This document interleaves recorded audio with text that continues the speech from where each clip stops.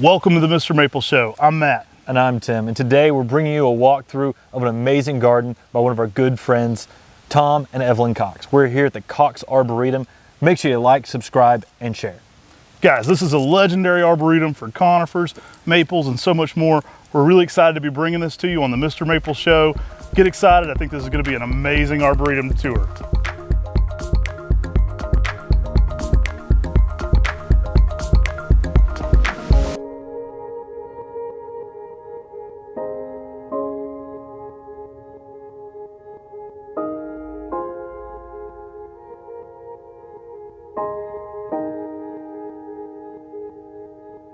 Hey guys, we're here in the pond area at the Cox Arboretum.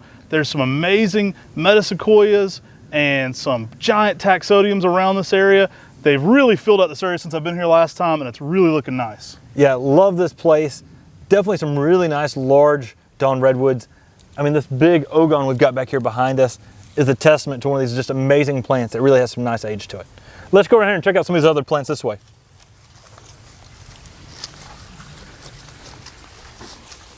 Oh dude, look at some of these up here. Yeah, I know. Right here we've got a dwarf spruce. This one I believe is Bergman's Gem. Next to it we've got a dwarf sugar maple called Shawnee. I love how this red lace leaf is behind this, providing some color contrast. The yellow of the Shawnee is amazing right now. Who doesn't love a dwarf sugar maple as well? I mean, that's really cool. Yeah, dwarf sugar maples are pretty amazing. I love whenever we can offer those on Mr. Maple. And to pair that with that red lace leaf definitely adds a lot in this garden. Let's check out some of those ginkgos up here. This looks pretty nice. Wow, the fall color is really starting on this Ginkgo biloba Chi-Chi. Now this one's actually starting to get a little bit of that stalactite-like growth. I always like to compare it to stalactites. They have those formations that hang down on Chi-Chi. And this one is a showstopper, making that classic round Chi-Chi shape for the trunk and the plant, and some great fall color. That tree's pretty.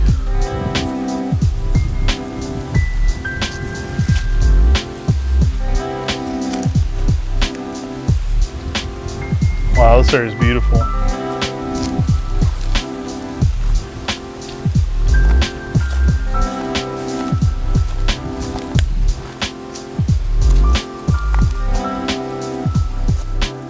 Hey guys, we're here at the Cox Arboretum. We're doing a walkthrough of this place, and we couldn't help but get some of these amazing ginkgos on film. Tom has a huge collection of ginkgos. We do over 150 varieties. He has some we haven't even heard of before. And as we're going through this area here on the drive-through in, he has a raised bed with some really unique smaller ginkgo tucked in here. Yeah, there's definitely some in here that we've never heard of before. I've heard of Munchkin. You may have heard of Munchkin or Chris's dwarf. This is Munchkin not.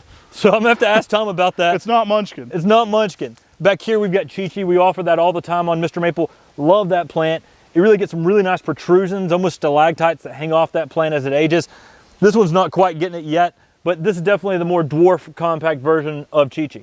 Now here we have one you've probably got from us in the past or seen on Mr. Maple, Ginkgo biloba Fulcrum Select. Always popular for its small foliage. One that I've gotten from Tom before, this is Ginkgo biloba Nalik. Really cool ginkgo, extremely rare. Definitely showing some good yellow fall color right now. Now back here in the very back is one of the smallest leaf ginkgos I've ever seen. It's Ginkgo biloba Goshikuba. Now this is a unique form that Brian Upchurch brought back from Japan that is one of the smallest leaf ginkgos of all. Yeah, Gokushiba is an amazing plant. The story goes, you know, Brian got this plant from Japan and then went back and visited the guy that named it and said, man, I really like that plant I got from you named Gokushiba. And the guy said, what are you talking about? So the guy might not even have it in Japan, the original tree. I don't know. But it's very rare.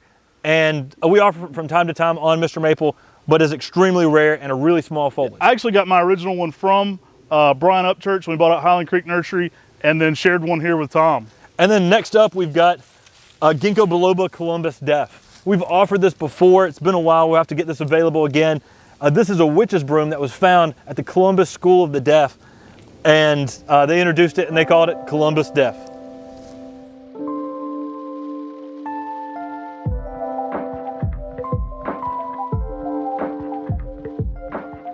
The same guy that was the first volunteer that gave me that Acer leucodermy up there, he said, he had a good comment. He said, in the human world, unfortunately, a deformed person can get shunted aside sometime. But a deformed plant gets to travel around the world.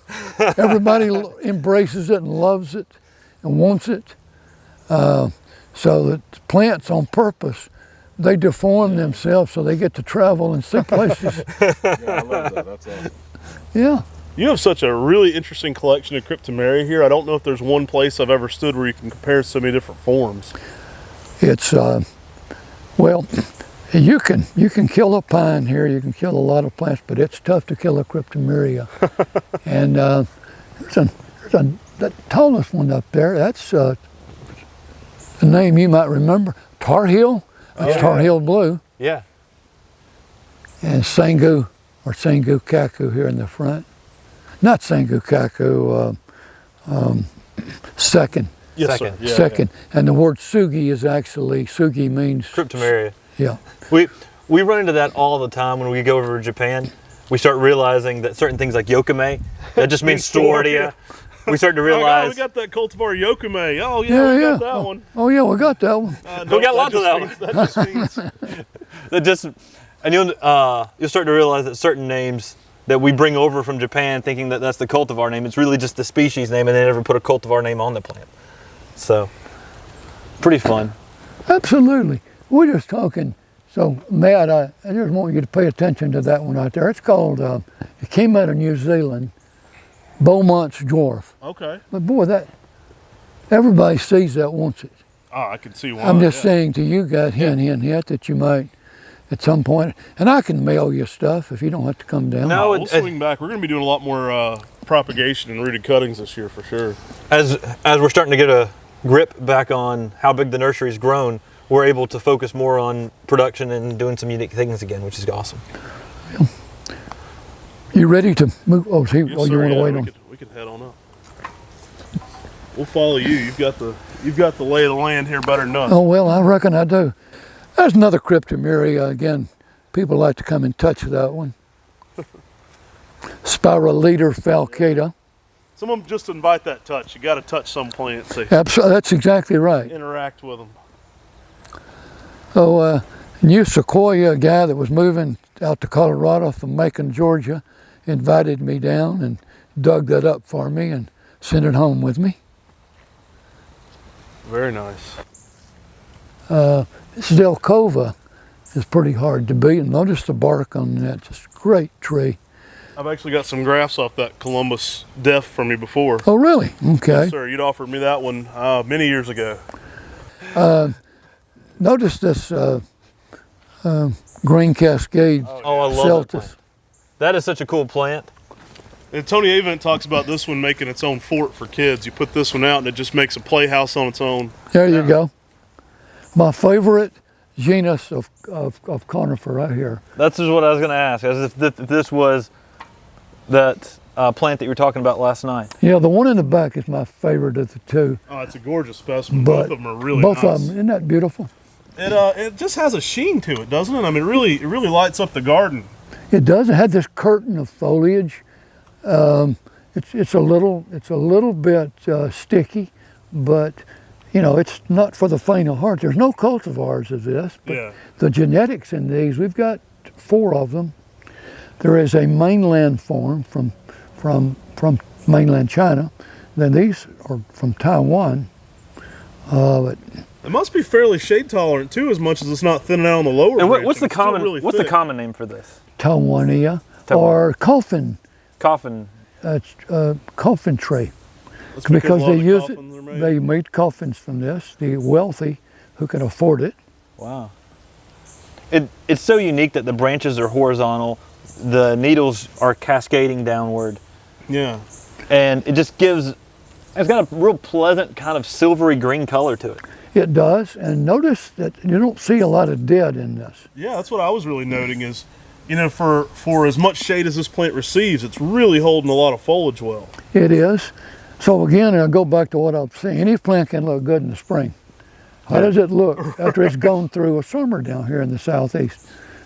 Top to bottom, a winter. So not the easiest one to find, but if you've got the space for a specimen plant. I think another thing I would say folks, when you get this great maple from MrMaple, and you got a specimen plant and you pay good money for it and you love it, put it somewhere where you can isolate it where your eye can see it. This plant is separated enough to where you appreciate the form. If you had it just mixed in with a bunch of stuff, your eye can't take in all these things at one time. So you see in here, there's a lot of stuff going on. It's hard to really focus on one plant. So this is intended, they're low growing, intended just for color. Yeah. Just a mix of color splash here and there. Whereas here, I want to show off this big specimen plant. Oh yeah, great contrast. Same thing here with this one. As you come around the corner, you got this plant that kind of jumps out at you. So we tried here as you go around these curves and you see this driveway is twisted on purpose when we built this place to offer surprises. So you don't see everything at once. It's that mystery of the garden. Yeah. That secret So what's garden, going to be what's around ahead. the bend? Right. And here we put a lot of maples in here. Is that a Kamagata? Where? Right here. Yeah, that's Kamagata, yes. Nice. I'm glad you told me because I'd forgotten, but yeah, that is Kamagata. Love that plant. And there's a campestry back there. This, if I hear the name again, I'll remember it. Kapersi dwarf. No, Murasaki Kiyohime. Kirihime, that's it, yeah. And sometimes you grow for fruit, like the viburnums. Yeah. I first saw this plant when I was in the Czech Republic. It's a Pruhonici. So there is my germanes that, Matt, if you could lay your expert eyes on that and see if you think it's going to live. Yeah, the bark looks really good. I mean, it's, If you get a chance this spring, I would hit it with some kelp or vitamin B. In case you damage some, when you move a plant that size, you're going to damage the white roots. Okay. you got some good buds set in for next year, though. It all looks like healthy buds. So I would hit it with some vitamin B, kelp, or something, some liquid fertilizers that really promote that white rooting. Okay. And that thing may take right back off. And the most mentioned tree in the Bible, that's Cedar of Lebanon, King Solomon's temple, etc. He's a little bit of a haircut. What do you think of this one right here? Abigail Rose can give you some spring interest, but it's a plant that is a slow growing dwarf. I mean, it's a really slow grower. it's a good plant generally, but I mean, when it's dry like it's been this year, they can get a little early leaf drop to them. They did. They did. I know it's been particularly dry this season.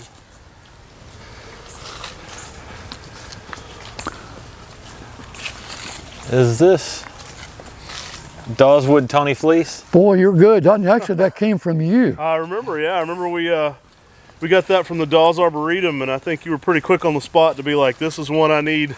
Yeah, and you guys came through for me, as you always do. It's been a great pairing with Sherman's Nordlicht, kind of, for a different color contrast going on there. I like to kind of pair it with that. I just like it because it has got the longer needles. Yeah, it's got a real funky, long. It's got different genetics than all the rest of the other Don Redwoods were brought back, because most of the Don Redwood selections came from the first collection. Yeah. And this came from the Cox Arboretum's later collection of the Metasequoia. Kind of shaggier looking with that longer needle. It is. It's just going to settle in. I told you yesterday, all this stuff's on skates out here, so we move it around, continue to play with different looks. Is that a red obelisk over there? The Fagus I'm seeing right there in the middle, that tall column there? No, that is not Fagus. That is a Quercus Oh, that makes more sense. Robur fastigiata. Okay, that makes a lot more sense. Now, one of you two fine gentlemen, walk out there, and I'm going to point out a plant for you. All right, let me walk over there since I've got... And you'll relate to what I'm going to say. I looked, it's right there one, Matt, right there. Right here? There's not much right now. That is Passia spinulosa from Bhutan. Okay. You don't see a lot of plants from Bhutan No, you do not. and Tibet, but that plant, I searched for over 15 years for that. Wow. And could never find it. Not in this country. I only knew of one place. It was one at UC Berkeley. Couldn't get any wood from it. But a gentleman in France had that, and we corresponded. And Do you think it's going to grow in 7B here? oh yeah, it's fine. It was here last year, yeah. But and right behind you is one of the best pines.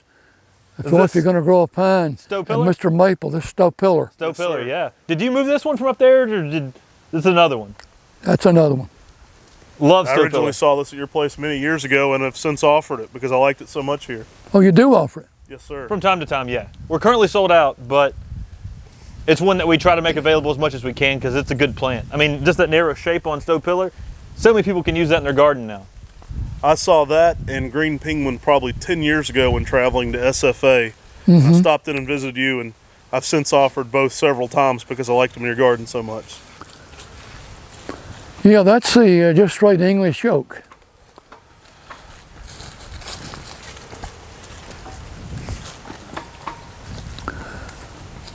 Old Canton.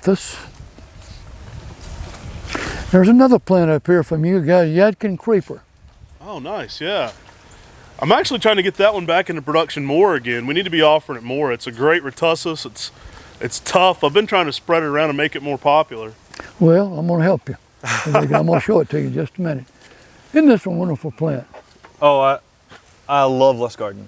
Yeah. Lustgarten Weeping, Yeah. or Elizabeth Lustgarten. That's a good size one too. I haven't seen many that mature. That's a really nice specimen. Well, you know, we all have to make decisions. Behind this was a wonderful Styrax obacea. And the big leaf, big racemes of flowers in the spring. You can see where it's been cut down back there. But again, you got to make a choice. Somebody's got to win. Yeah, somebody's got to win. And I had another Styrax obacea back there. But so again, talking about specimen plants, Oh, yeah. isolating them to where you can see it. And they were competing. Now, I got a question for you. One time I was here getting cuttings, and on this side of the plant, right here, there was a variegated sport. Do you remember that? I do. It was right. It was On the other side? Yeah. What remember. What happened to that? It just Wasn't stable. wasn't stable. That's pretty. Yeah, good way to put it. Wasn't stable. Yeah. In fact, I had forgotten that till just now. That's. Yeah. I remember I was walking around and I said, "Tom, you got a very good sport here," and you were like, "What?" You're like, "How did you catch that?" Well, maybe you could find another one today somewhere. I'll be Make me putting a rich man. I'll be putting my eyes on all the trees today. Now you said this Cereus up here is actually a seedling from Cereus? Did I catch that correct, or is it true Cereus? That's true, Syria. Beautiful form here. I mean, this one's a giant. And I like this little plant here. The form here's by accident. This thing, I moved it, Yeah. and it just almost died.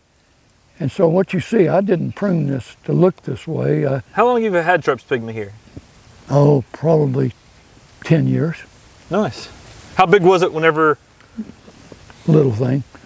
And we moved it, and but it's a good little plant, tough plant. Well, it's a real smart plant to put next to the road because it's going to be so slow growing that it's not going to be growing out into your road like some larger maples might. Yeah, and I just like the way I said it's completely serendipitous the way it did that. I can't take any credit for that. There's one back there that was too big to move, Villa Taranta, Oh, nice, yeah. but it does produce some interesting seedlings in here with all these three. Oh yeah, I see it underneath there. Nice and tucked away below this giant Cereus in fall color. Yeah, this Cereus is really a nice specimen. I mean, a really nice specimen.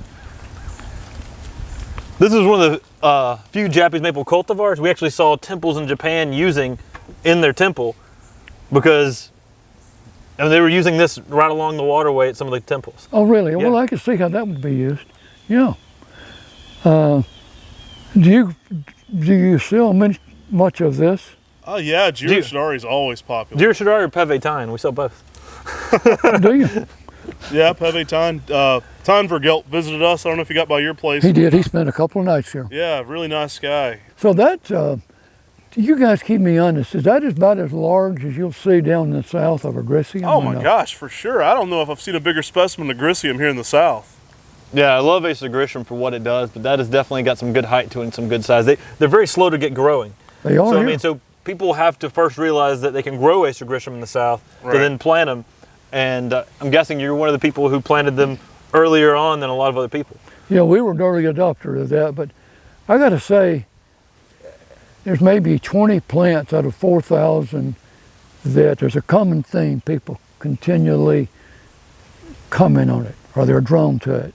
Yeah. They love going over there during the day when the sun is glistening through the little shreds of bark, and they could see through that, the little tan color. But that's always one of those people want to lay hands on and comment on. So that's a crowd favorite. I'd say this one's probably a real unique one here for you too. It is, and again, It's a classic. size-wise, How not old bad. would you guess this specimen of Shishigashira is? 12 years. 12 years. That's a nice one. Yeah, I love Shishigashira. Again, another Japanese maple from that 1700s list. So it's one of the oldest cultivars in Japanese literature is the Shishigashira. Really? Yeah. Did not know that. Spring Delight. That's such a nice specimen. That's one of the older ones I've ever seen. And Ruby Ridge. Love Ruby Ridge. Dan Heim's introduction. Is that right? Terra Nova, yeah. Yeah, I know Dan Himes, yeah. He collected as the seedling from Ragos. I love That they Ruby. got from J.D. Veritrees. Really? And found Ruby Ridge. Well, I'm pleased that you guys are here and we could talk about some of these wonderful plants, and you're here at a good time of the year. But it's not by accident that all these Japanese maples and other maple species are in here. They grow well in the South, and I love them. I mean, look around how well they play here with all these other plants. They make good neighbors. So there is, you know what? There it is. Your Calnanthus retusus. Yeah, oh, Ken yeah, Creeper. yeah. Yadkin creeper. There He's it definitely is. getting his creeping on. Yeah, and I'm going to have to move some things around. I may move it a little bit, but and notice the podocarpus. Great plants. They're wonderful plants. I like that variegated one over there. That's what it does with. Yeah, and it stays that way. It does not go away. Nice. Roman candle. That's Roman a great candle. name. Yeah, And Okina is a classic. Ruby Ridge and that old, I would say for us, the #1 lace leaf maple is Tim Yukiyami. You see them up there. Yeah, Oh, yeah. I can Tim. see why. It's going to perform great in your heat. They do, and they take full sun here, and they don't miss a beat. So we've grown the Crimson Queens and the Juro Shidaris, and love Ryusin. I think that's one of the better introductions. But you just want a workhorse in your garden that's going to get a good size. It's hard to beat Tamukiyama for a classic shape and design, and for a lot of gardeners, it's going to give everything they've ever wanted for a Japanese maple. Absolutely, and prunable. You know, you can keep it any size you want. We get these gardeners sometime. Well, how big does this get? Well, how big do you want it to get? Take a lesson in pruning. You guys know a weeping persimmon? Yeah, is this the Japanese form or is this the Ray Jackson one. the Ray Jackson's form, which is Yeah. the Diospyros virginiana? Yep, Is it the magic fountain. fountain? Yep. Yeah. Now, I wouldn't expect you guys to have much listener interest on this, but right in here is a collection of some of the rarest conifers in existence. We've talked about Cephalotaxis quite a bit, and we've mostly talked about Cephalotaxis harringtonia, the common one. Looking at one now, it's Cephalotaxis griffithii out of Asia, and that plant, to my knowledge, is not in this country. We again got this as cuttings from overseas, and just a precious little plant. The next one came from another individual in England, actually, and Cephalotaxis lanceolata. And again, I've never seen this plant. We've shared cuttings, and folks like the Bartlett now have it, and Atlanta Botanical Garden has it. But it's isn't that a marvelous looking plant? The Oh, it's underside. really cool. Yeah, it is really cool, isn't it? Again, unknown in this country, though. These needles are every bit of 4 inches, some of them 5. I mean, they're approaching almost dollar bill size on some of these. I mean, I have a very large hand, and you see how long these needles are. Yeah. So when I pretty look at that spectacular. plant, what I see is 5 years down the road or so, and you've got a 12-foot plant looking like that. You can imagine how spectacular that's going to be in this little grove Oh here yeah, really neat. of rare plants. Then behind that is a hemlock that was found on an island in Korea they didn't even know existed. And then And that's Suga Ulingden. Ulangensis, Is that from Ulongdu Island? Ulongdu Island. That's the same place Taka Cements is from. Acer Pseudosebodium Taka Cements. Okay, I did not know that. Yeah. And then there's that wonderful Theopsis there, Jurassic Park. Oh yeah, I love that plant. That, I don't know if we sell that one because how great a shape it is or how fun people like the name. Oh, Everybody loves the name Jurassic Park. I anyway. do, yeah.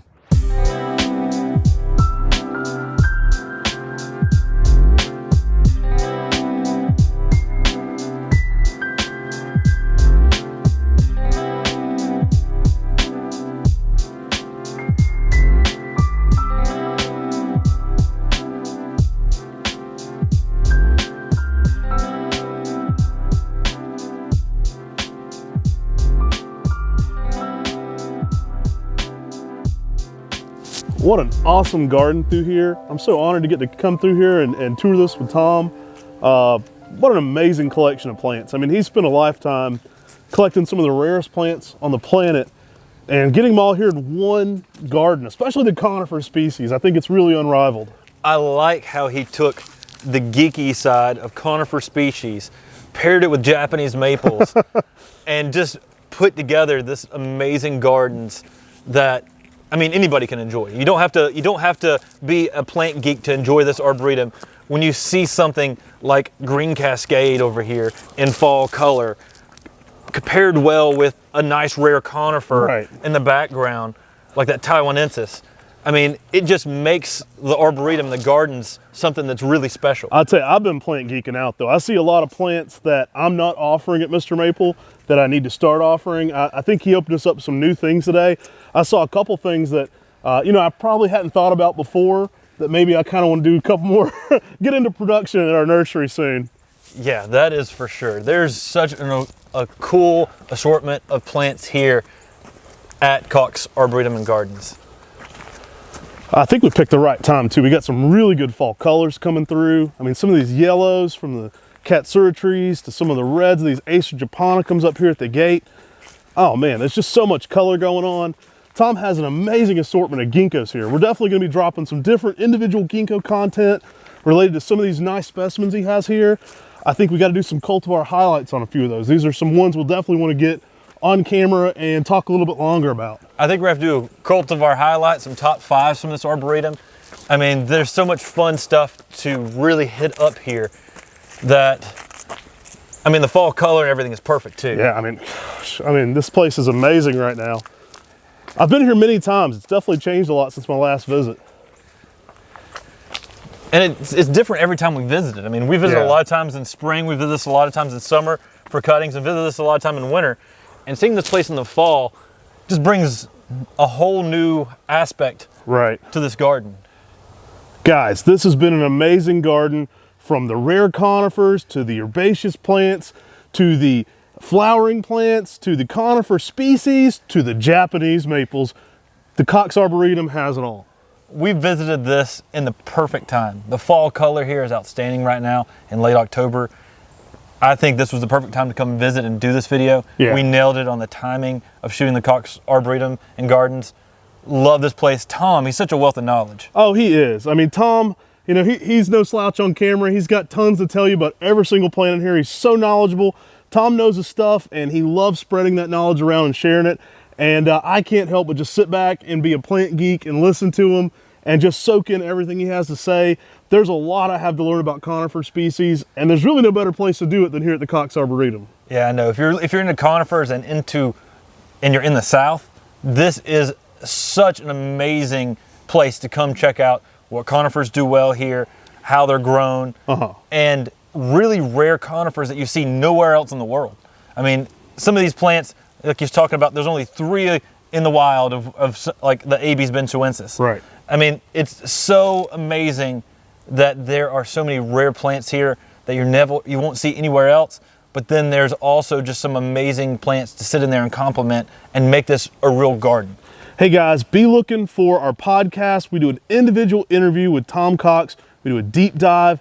Like I said, he is a wealth of knowledge. You're definitely going to want to check out that podcast. You can hear it on all major podcast platforms. We also debut the podcast here on the YouTube channel every single Sunday at 8 p.m. You can hop in that live chat and participate in that. There's going to be a wealth of knowledge from Japanese maples to rare conifer species. Definitely get involved with that. And we love everybody in those live chats. These live chat videos are fun. Every time our videos premiere, every single day at 9 a.m. on the YouTube channel, there is a dedicated group of gardeners that hop in that chat, and we just love seeing all you guys in there.